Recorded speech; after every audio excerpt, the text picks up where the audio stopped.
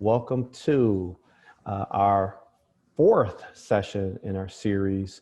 And my name is Dwayne Davis. I'm the Executive Director of K-12 Education Initiatives out of the Office of the President at the University of Chicago.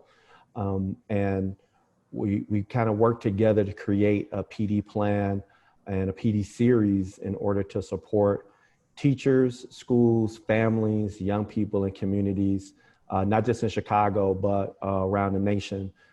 We've invited people from all of our networks in order to hear about some of the great work that's happening in Chicago and nationwide, related to researchers, practitioners, academics at the University of Chicago, in response to the pandemic, the global pandemic that we're all being affected by, in response to the racial and social uprising that we're all living through, and working with young people in our various roles to support and help them make sense of this time period. And one of the just kind of most important things I learned as a freshman English teacher, freshman high school English teacher, and a freshman college English teacher, is that transition to being into a new space and being a freshman is really integral and pivotal to what that experience will look like moving forward. So today, we have two awesome presenters from the Network for College Success, Eliza Moeller, the Director of Research and Impact, and Nishi Shah, a freshman success coach from the Network for College Success, and they'll speak more in a moment. We want to do a couple of housekeeping notes. As I mentioned, this is the fourth session. Three of our previous sessions, two of them were about being trauma informed, and how we conduct ourselves, as how we practice self-care as educators and people that work with students in a trauma-informed space. And then how do we continue that work with young people and with families? And we also did a session out of our UTEP program where we talked about anti-racist teaching. And we had some of our graduates and alums from our teacher preparation program present out, facilitated by Dr. Kei Fujioshi. So our housekeeping notes. One, this is a recorded session. You may have jumped in and saw that it's recorded. It's recorded so we can make sure we share it. So if you have a team that you're working with that you think this would be valuable information for, you will get a link to the recorded session and to the materials that are being shared as a participant and registrant in this session. Next, we are able to provide CPDUs. Carmela will add a link in the chat towards the end of the session, so for you to fill out, put your email in, and that email will then get you the proof of evidence of participating in the session. Next, there is closed captioning available. So if you look at the bottom of your screen and next to likely the reactions icon, you'll see closed captioning that is available for folks that need it.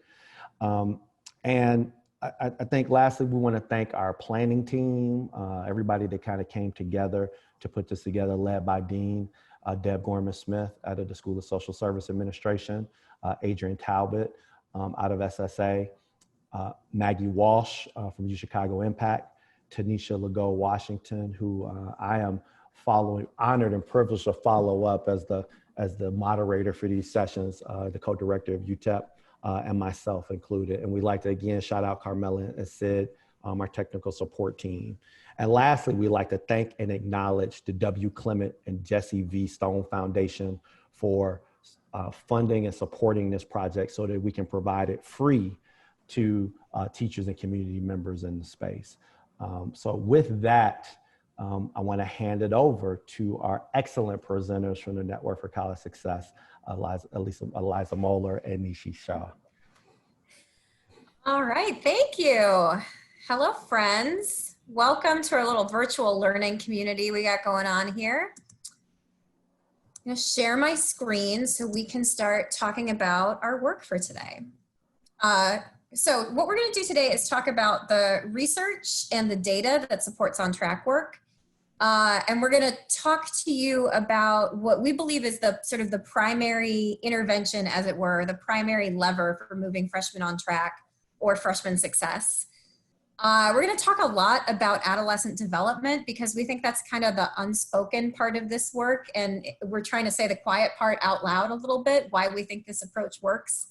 And then finally, we're going to ask you to view a little bit of this work in action and to think about what the work that we're able to highlight for you means for your practice. So we will get into the research. The research on Freshmen on Track comes out of a history with our partners at the University of Chicago Consortium on School Research. It comes out of their work to try to understand high school graduation.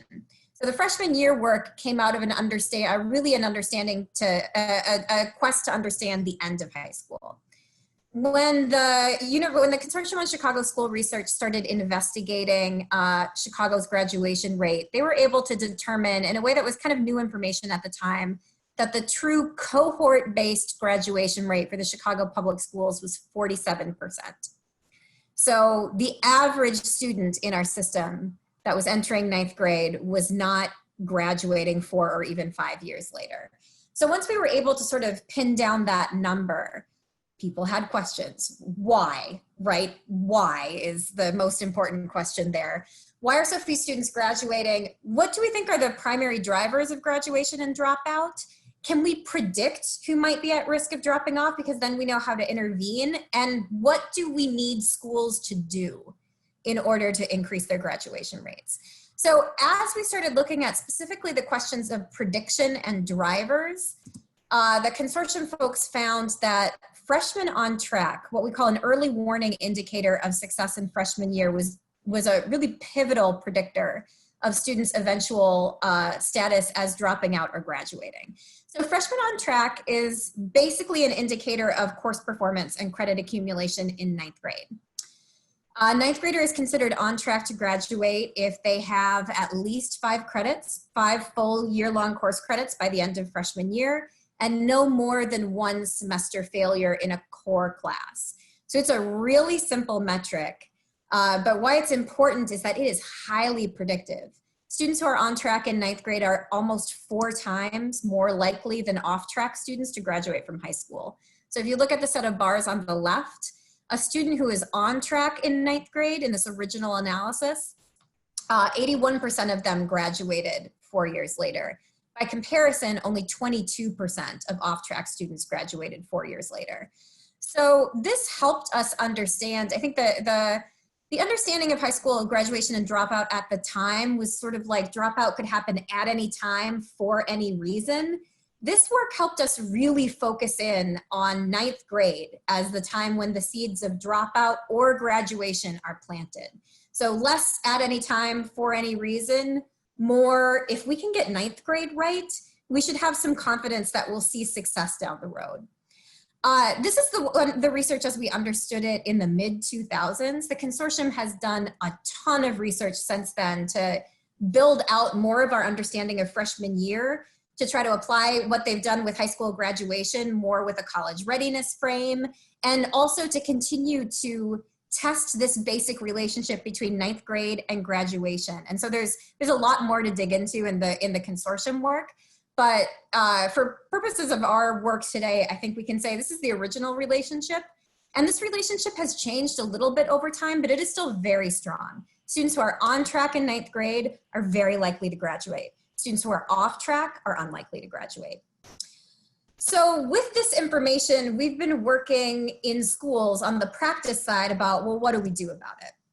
And so from the beginning, we had this kind of basic set of shifts we thought we needed to make in high schools, shifts in our practice and in our beliefs. So we kind of moved from, for a long time in high school education, kind of nobody wanted to teach freshmen, right? Nobody really wanted to teach a whole day's worth of freshmen. So it wasn't uncommon to have somebody, teach mostly 10th grade and then 1 class of freshmen. And we sort of spread out freshman responsibility that way. Instead of doing that, we started creating some freshman specialists, some people that would get really good at teaching freshmen and make that the focus of what they do with their teaching practice. And then we had to make some space for those teachers to collaborate in a grade level team. High schools are organized primarily by academic departments across grade levels. What we wanted to do is create a different kind of collaboration space for ninth grade teachers across department. That's what we think is sort of the primary driver of this work, and Nishi's going to get into what that looks like to be holding a freshman success team space.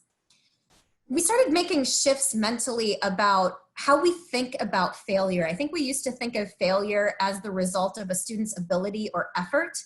We started as adults and educators thinking of students' course failure as the result of adult practice. We started taking on the responsibility for preventing failure. And we started seeing the act of student course failure, the outcome of student course failure, as something that had to do with the quality of our practice. And then finally, and this is a shift we're still making, we're starting to understand that a lot of freshman success work is about kind of supporting students when they struggle. You know, a lot of it happens outside of the classroom to help support students in their ability to be successful. We're learning more and more that the highest leverage strategies here are really about those shifts in instructional practice that will make high school a better experience for everybody. One of the things we didn't know when we started the work, but we have learned over time, is that the critical piece we've got to be able to think about as we think about the work of those freshman teachers and the work of those teacher teams is what we are fundamentally doing is making ninth grade and making our high school environments more appropriate places for a 14-year-old brain. Adolescent brains are, what we're starting to learn from neuroscience, adolescent brains are a very particular kind of brain. It is neither really an advanced child's brain, nor an immature child's brain, nor an immature adult brain. It has sort of peaks and valleys of both kinds of brains. So like an adult, an adolescent brain has nearly fully formed cognitive capability. Our ability to think, that kind of cognitive ability is nearly fully formed by the time we're adolescents.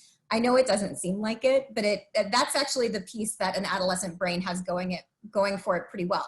So the cognition is there, but an adolescent brain is deeply engaged in developmental tasks. There's a lot of developmental work that an adolescent brain is wired to pay attention to. We'll talk a little bit more about that in a second. An adolescent brain has a fully developed limbic system, actually almost overdeveloped. An adolescent brain relies almost a little bit too much on the limbic systems. That's emotions, that's hormones, that's passions, that's sort of our impulses. Those of you who teach freshmen, I am not telling you anything you don't already know about 14-year-olds. They're kind of wired for the short term. They're wired for sort of instant gratification. That's the part of their brain that they use the most readily. By comparison, their executive functioning, their prefrontal cortex is only starting to develop. So the kind of like advanced planning, being able to manage multiple tasks of a project through to completion, being able to manage your time, being able to organize your homework, these are all things that require a fair amount of executive functioning. And literally the part of the brain that does that is not developed yet in a 14-year-old. So they need a different kind of support than even an 18-year-old would. The way we like to think about this in practice is that an adolescent brain has all of the gas and none of the brakes of an adult brain. So they're kind of wired to prioritize what we would call the wrong things, to think about the short term rather than the long term. They require a lot of intentional engagement in the moment, and they also require a lot of support when they make wrong decisions. They are also really rewriting in their minds the story they tell themselves about who they are. This is one of the fundamental developmental tasks in early adolescence, which our ninth graders are mostly in. Our mindsets are the story we tell ourselves about who we are as learners. So for example, if you've heard about a growth mindset is the belief that if I work harder, I'll do better. The opposite is a fixed mindset, which is I'm kind of smart or I'm not. It doesn't matter how hard I try. An adolescent brain is reinterrogating what they believe about themselves. That's a big piece of the work of adolescence. And so the messages they get from their school environments are going to be really important in that narrative they develop about themselves as learners. One of the reasons we think course failure has been so damaging to our freshmen for such a long time is that their brains are really wired to hear those messages and to calcify an evolving sense of who they are as a learner. And course failure teaches them all the wrong lessons. For a long time, we've heard educators talk about how, well, if a student fails, they're gonna learn a lesson about how high school is hard and it's serious and you gotta work harder, you need to step up, you need to be more independent, right? That's the lesson we thought we were sending with course failure. What we're learning now as we learn more about the adolescent brain is that they've really been taking in a very different set of lessons. They have been taking in the lesson that high school is impossible. I'm not smart enough. I don't belong here, and no one here wants to help me. So taking this developmental lens on how we do school, I think can help us to identify some fairly problematic old standing practices that we are working to undo. It can also help us learn some new ways of being in secondary education that can make more positive space for a developing adolescent brain. I'm not going to get into this in depth, but we're starting to think about the kinds of relationships and the kinds of experiences our students really need in ninth grade and really at any time to be able to support their development. So we talk about developmental relationships as having these 5 elements of expressing care, challenging growth, providing support, sharing power, and expanding possibilities. This is thinking that comes out of the Search Institute from their evidence about what are the kinds of relationships that really bring out the best kind of development in adolescence. And then finally, we think about developmental experiences. These are how everyone learns. If we want to be creating the best kinds of learning experiences in our high schools, we need to think about learning experiences that make space for both action and reflection. And I think one of the things we're learning as we take this lens to high school is that sometimes we don't make quite enough space for the reflection and we get a little stuck in action. So these are some of the concepts of how to have the best developmental approach to ninth grade that we can use. And I'll just leave you with a little bit of the data, which is that as we've been doing this work in Chicago citywide, we've seen a pretty tremendous increase in freshmen on track. And we have seen high school graduation rates go up at about the rate we would have expected given that original relationship. So the green line is our freshmen on track rate over time. The blue line is that same cohort of freshmen 3 years later. So looking at those increases in freshmen on track, translating into increases in high school graduation. I am gonna take a little facilitative pause and ask Nishi if we have time for questions at this moment, or if you'd like to push forward and take up questions later. We do have one question. We have a little bit of time for maybe one question from Mr. So Mr. Espinoza asked the question. Unmute yourself. Oh, excuse me, sorry, I didn't know if I was gonna be allowed to speak or not. First of all, thank you. This is an amazing session. And the question I originally had was, I'm trying to look for it now up here. Uh-oh, there it is. Are these, one slide noted a shift in instruction, and I thought, is that necessarily a shift in instruction, or is it a shift in teacher mindset and teacher team structures within a school? It's all of that. It's all of that. We're not digging into the instructional shifts that happen in this work. I think there are some. I think we've got less of a real clear sense of here's the instructional shifts, but for sure it's a mindset shift, and then it's also a shift in the school structures to allow that collaborative time. Nishi and Keisha, anything else you'd want to add? No, I think we're going to get into that in a little bit, so stay tuned. All right. And then, is it possible to ask one more question, ma'am? Yes, we have time for one more question. Great. I said, how does this data adjust according to changes in high school requirements for graduation? Like, I saw that upward trend, and it's really dramatic and great, but how much of that is accounted for changes in high school requirements? I think the data on the slide we showed you does not reflect any significant change in CPS graduation requirements. Those of you who are closer to the work might have a slightly different answer to that. Chicago Public Schools has not changed its graduation requirements in a significant way for some time. So those have been pretty stable.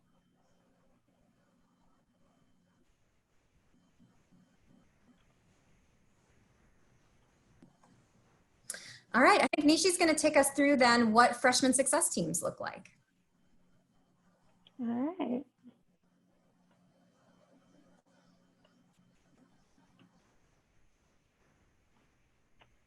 Sorry, 1 second.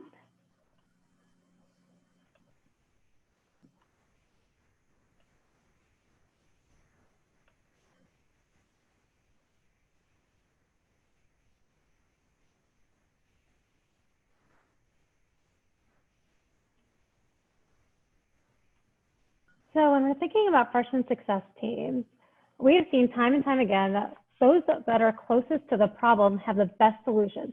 We believe this to be true, which is why we believe in these ninth grade success teams. And the way to build our ninth grade success teams is really thinking about this collective adult responsibility. Success teams consist of every adult that interact and is responsible for our young people. This includes and not limited to teachers, deans, counselors, security, and administrators.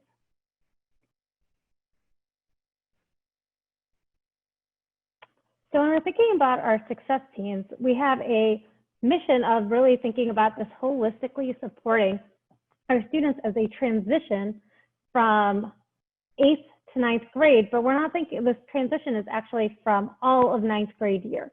So it's this whole social and academic support that we have our students. Sorry, I'm having a little bit of tech difficulty.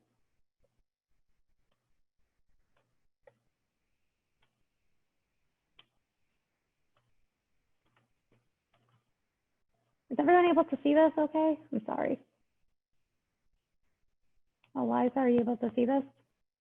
Yeah, Nishi, that was coming across on my end. Is it weird on your end? Okay. Yeah, it's coming off a little weird. Do you mind sharing your screen? Is that okay? And do? Thanks. I'm gonna stop sharing. My apologies.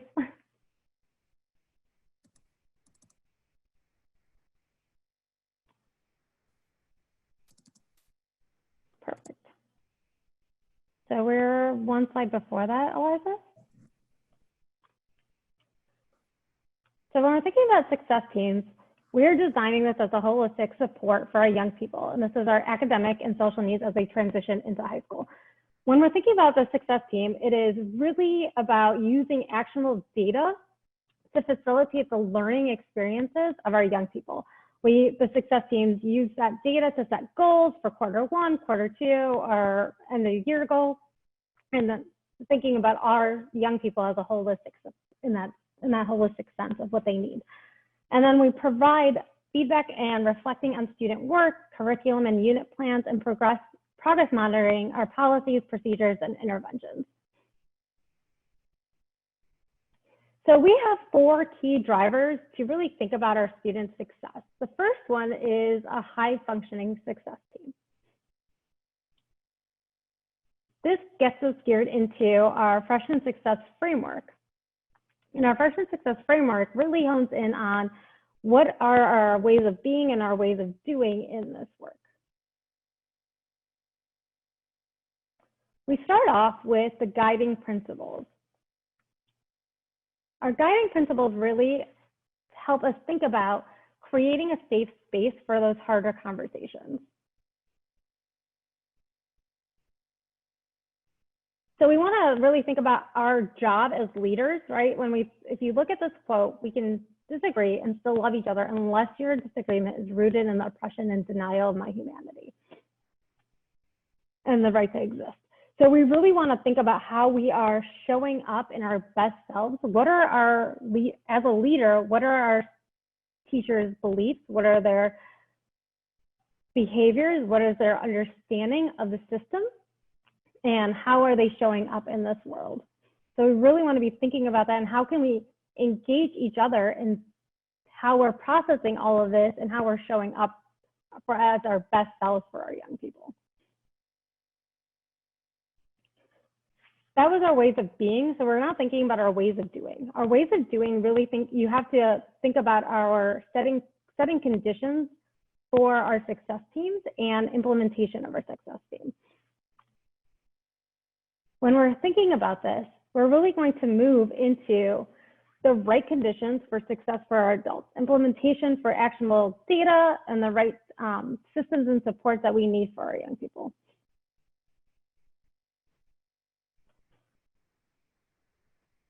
We have our behavior, our beliefs, and our beliefs and our behavior right at the beginning, and that's our center, that's our core. We really want to be thinking about the systems and the people that are in the school, and so what does that look like? How is that going to impact our behavior, beliefs, and being? And we also want to be thinking about our education system and our social systems, especially with everything that's going on in the world right now. We have a ton of racial injustices that are going on. How are we showing up in our best selves, and how is that going to impact how we're showing up for our young people? And thinking about our curriculum in that sense as well. Our secondary driver are developmental relationships. So we heard Eliza touch upon this a little bit earlier. So we're really thinking about how we're expressing care, challenging growth, providing support, sharing power, and expanding possibilities. Our developmental relationships are the heart of what young people need to learn, to grow, and thrive. We need to cultivate a relationship with our young people to give guidance as they discover who they are, nurture their abilities, and shape their own lives, and support young people's curiosity as they learn how to engage and contribute to the world around them.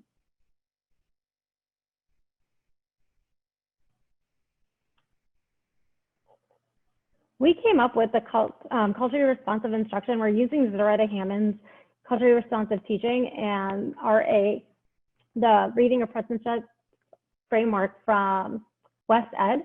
And so we're taking this and we're thinking about a culturally responsive instruction practice. And it begins where teachers recognize the cultural capital and the tools our students of color bring to the classroom. We really want to be focusing on what our students' strengths are and helping them reach a deeper level of understanding. And our last driver is around student agency, integrated identity, and competency. Again, Eliza mentioned this earlier around action and reflection cycle. Eliza, if you go to the next slide, please. So we really want our students to be tinkering with ideas, contributing, practicing, choosing, encountering, all those things of action. But we know without really reflecting, we can't make a deeper impact and deeper understanding of the lessons that they have done in that action.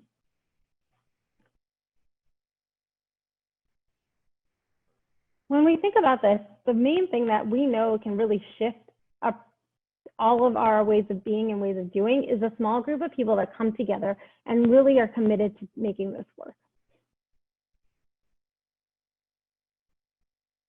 Any questions that we have right now?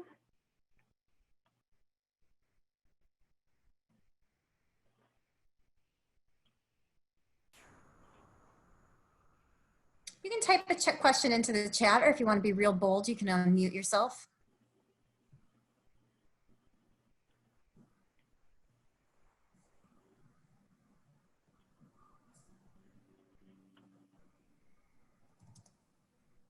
I have a question. So I am with the Schuler Scholar Program, and we're a four-year college access program that work with freshmen.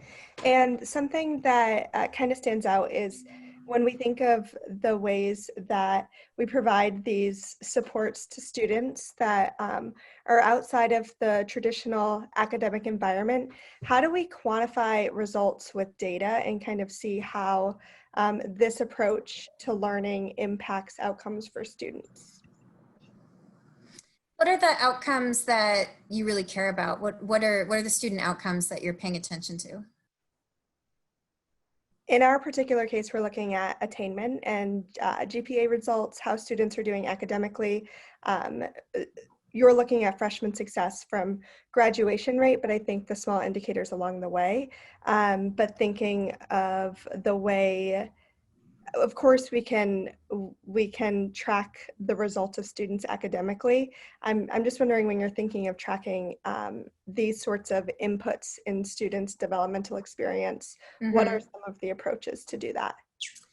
So there's a lot of pretty good evidence around trying to around the viability of tracking directly students' mindsets and shifts in mindsets. All of those mindsets we talked about are things that have pretty well established like survey instruments for. I think it's a little bit up for debate how quickly we would expect to see a student's growth mindset, for example, change. But I wonder if you're doing you're doing work with students to try to help them, see a strong future for themselves and see their capacity as learners. If there are some of those mindsets that would actually make sense for you to try to check in a survey form with your students over time.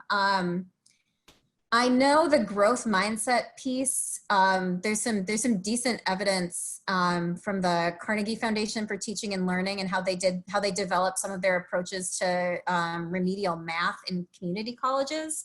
It seemed as though their interventions for students were actually leading to changes in that growth mindset, which then impacted changes in academic performance. So if not right now, then before the end of this conversation, I'll make sure I put the link to Foundations for Young Adult Success in the chat box. That goes to a lot of Camille Farrington's work. Somewhere in there, you should be able to find survey questions. There's also, Eliza, there's also the Search Institute. They have a developmental relationship workbook. So if you actually look at that, that would be another way of doing this. That'd be a good one too.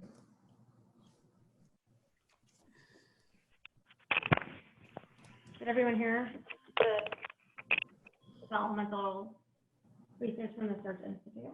There's another handbook that you can use. My AirPods. Anything else we want to raise up as questions?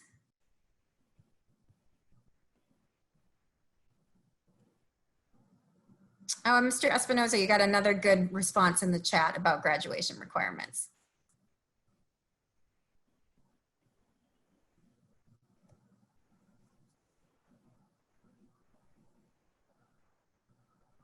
If there aren't any other questions, I'm going to share my screen. I'll try this again. Hi, I have a quick question. I don't know if you can hear Yes. me. Okay. I really have appreciated the work that you guys have done on freshman success, and I'm just curious. I know that all the research that you've done has been in like physical school settings. I'm curious if your team has begun to think about what are the best way that freshman success teams can pivot to remote settings to make sure that freshmen who are entering have that like sense of safety and support through those developmental relationships when they're not in person with their teachers? It's a really good question. We are still figuring out some of this, and this is the first time we're doing this, but some of our schools that have tried it are doing virtual freshman connections, and they're doing home groups of the students working together in these, like what they call pods, and so they're tracking those students in that way. And so they're developing those relationships with those students in that way. Nisha, your audio's a little echoey. You might have to change your source down by your microphone. I don't know if you go through your headphones.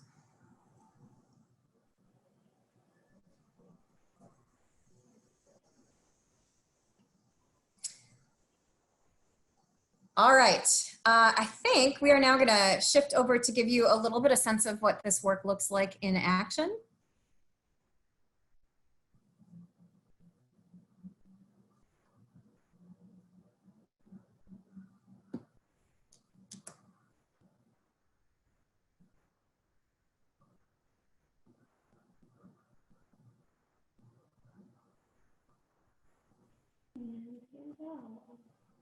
I think it's still going through your headphones or something. If you want to try to cue up the video, Nishi, I can try to talk through. Oh, no, you got it. Okay. We're going to be looking at, Eliza, is my video or my sound okay this time? Yeah, it's still echoey. I can set it up. Can you hear me better? Yeah.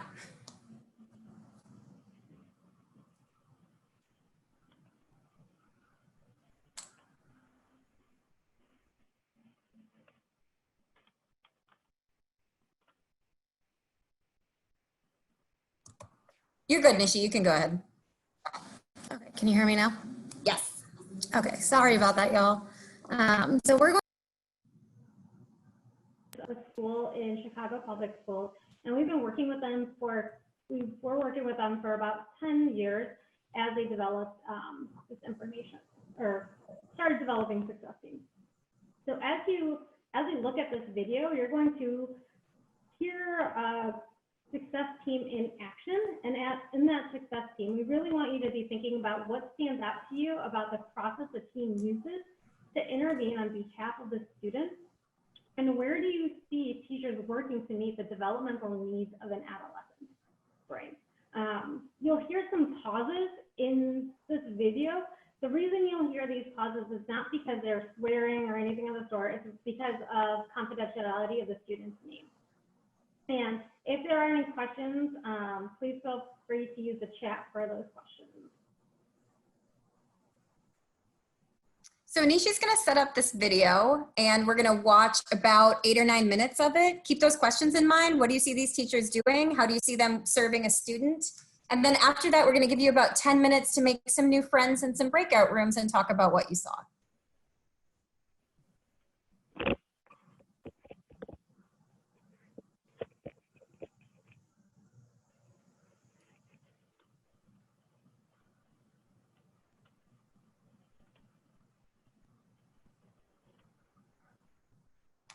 Okay, is everyone ready?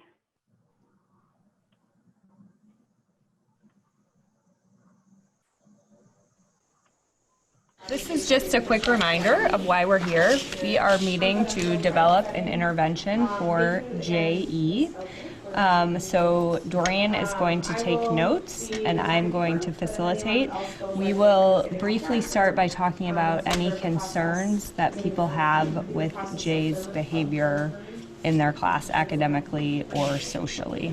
I don't have any concerns right now because we have a conversation last week on Friday just to make sure that he will pass the class.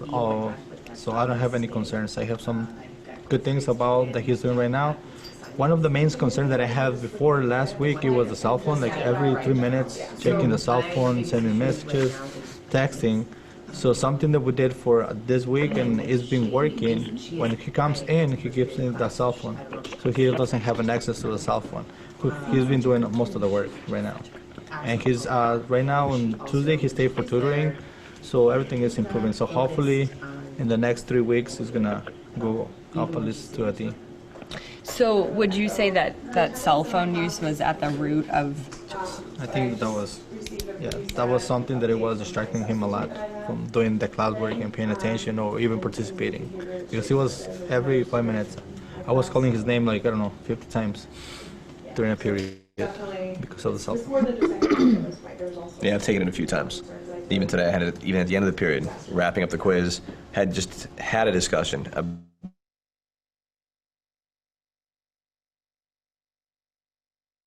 about academic honesty, especially during these times.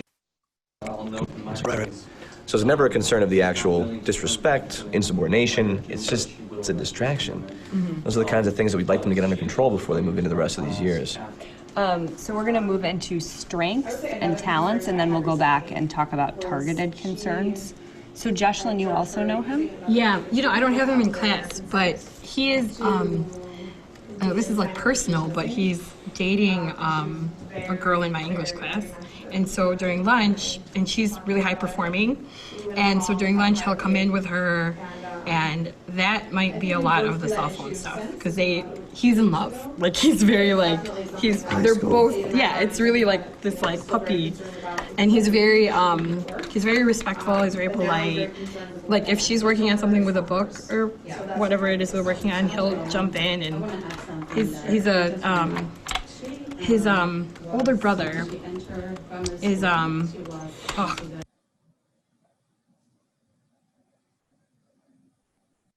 the mom is really, like, if you guys are having issues, you try calling home, because she is really on them too.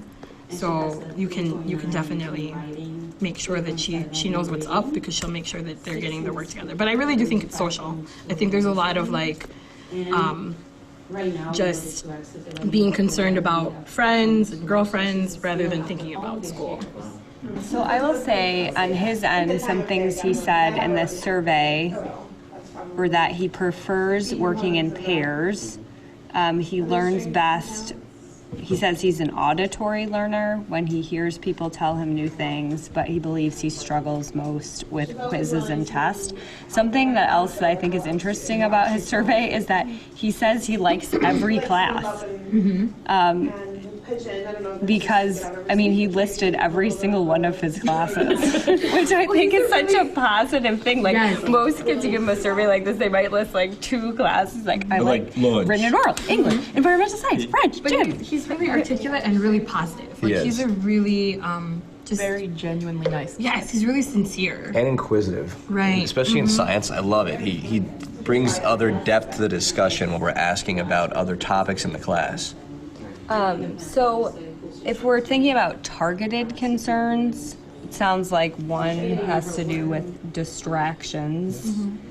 But when I look at his data, if we want to look at his data quickly, I mean, especially looking at like having a grade so close to a C in your class, Mike, I feel like he is a kid we could be pushing to have closer to a 3.0 as opposed to just saying, you know, our goal is for him to pass all of his classes. Oh yeah, I thought that was kind of the goal here, because he's in my honors class of all places. It's just, you know, this grade in French is pretty low too. Like he has the 1 failure plus the 60% in French. I think sort of that is, what that reminds me of is some of the things, the way that you think when you're learning another language, or some of the ways that you think about math, because they're both kind of other languages. And I think he might have, because he says he's an auditory learner, right? So he might have some issue internalizing things that are presented visually, and it can be really hard to pick up. You know, I mean, there's reading and spelling and writing and all that stuff, so it could be connected. So maybe, Mr. Castillo, you can just tell us about the plan that the 2 of you worked out so we can record it about, sounds like part of it's Scholar Hour maybe, and then part of it's about giving his phone to you. So yeah, basically he has to stay after school just to make up some of the assignments. And actually he has a really low F, and the reason because he's missing 2 quizzes. And the only purpose I wrote the missing on the quizzes so he could see that actually just makes a big difference. 2 quizzes with M, which is the missing, which is basically a 0. Right. Because before he was like a 50 something, and he was not really worried about the grade, like, oh, I have 3 more points and then I can pass. Then when I entered like the missing for the quizzes, and then he realized that it was really low, and it was a big difference. So something that, but I think he's gonna pass, and I think hopefully he can get a C if he do really good on the final. Well, I know because we're doing mastery-based grading too. He definitely has the ability to demonstrate these skills again, but we're nearing the end of the year, so those chances are becoming fewer and further between. So now would definitely be the time to have the discussion of, hey, if you did want to go on to honors next year, which I signed his sheet for it, this is the kind of thing that I would expect to see in a student like that. And I don't want to make this purely punitive, but if he's getting a D in my class, I'm not going to recommend him to honors. There's no way. So that might be part of the discussion that we have to have moving forward as well. What does honors look like? Okay, so I think we should also share this information. Perhaps one of the struggles in French has to do with the cell phone too. Oh, what class periods? Because it doesn't list. Is it in order? It is in order? Okay. Yeah. He has, it actually looks like in French, he has quite a few missing assignments. So the students that she's now surrounding herself with. Yeah, several. Uh-oh. So, 2, 3, 4, 5, 6, 7, 8, 9, 10, 11, 12, 13, 14, 15. Yeah, he's missing 15 minutes overall in that class. So maybe, I mean, some of the stuff's, February, so that's probably not. But, like 2 things from 2 weeks ago, anything would help at this point. So he's not at that danger zone of the 60. So I also wonder if that's. Could he get pulled out during lunchtime to make up some of those assignments? If I'm not going to. He's in the library. So that's a false. I think the only struggle with lunchtime tutoring for world language is we don't have anyone to help him with that. How long has his grade been at the 46? Is it? You said March. He started slipping. For me, it was March. March. Yeah, it's when his turn-in rate went to 0, and his scores went from 90s and 100s to 50s and 80s. That's when he got a girlfriend. That's when he started dating. Maybe that's a conversation we need to have. I know. I know. Balancing responsibilities. She's a great Very student. good student. I'm sure she'd be pretty. She's a great student. That's why. I we had wonder the if she could. conversation, Right. If he's in your room during lunch, Yeah, I can tell him. I have a second block off too. That could be an easy like, hey, let's have a conversation with the four of us here. Yeah. All right. Yeah. Bring I can just be like, hey, we're gonna go to Marzano's room for a minute. Yeah, shoot me a text or let's pick a day. Yeah. Okay, so I have scholar hour for math and science, lunchtime tutoring for French, perhaps also discussion about the cell phone in French class to see if that's an issue, and then you guys are going to have a conversation about how responsibilities. Yeah, about how people in relationships who care about each other wants what's best for everybody. Yeah.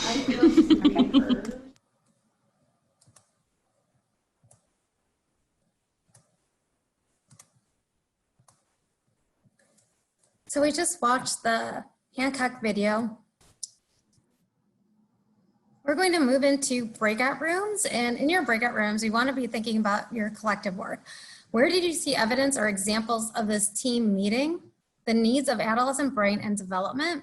How can we support teachers to do this during COVID times? And what conditions do you need to make this happen in your context? And so feel free to pick up one of these questions, all three of these questions, use this time to really think about how we're seeing all of this in your own collective work.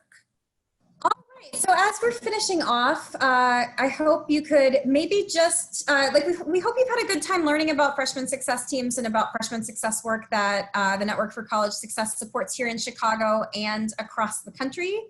If you could take a minute and just drop one thing you're thinking about in the chat box. If it's a takeaway, if it's a question you're holding on to, just anything you're gonna leave this presentation with. And with that, I'm gonna hand it back over to Dwayne to close us out.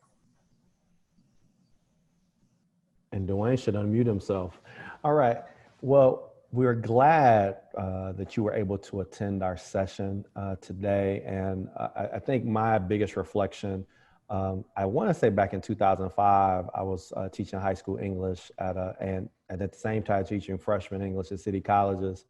And I got switched to a freshman class. And they said, they considered me a stronger teacher. And they said, we need our stronger teachers teaching freshmen. Would you be willing to teach freshmen? And I said, I love freshmen. I'm a middle school teacher by trade. So I think that the part that always resonates with me is just developmentally considering that the transitions mean something, right? Like teaching 8th graders to transition to high school was a big thing of mine. Teaching freshmen on how to do school and how to be in high school and be a sounding board.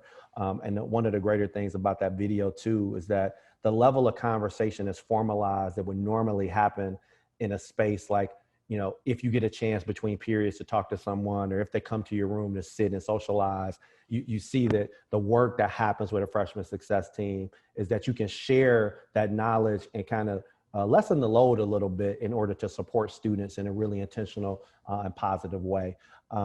Carmela has put the link to the CPDU in the chat. So make sure if you need those forms and need that evidence, please fill out that link.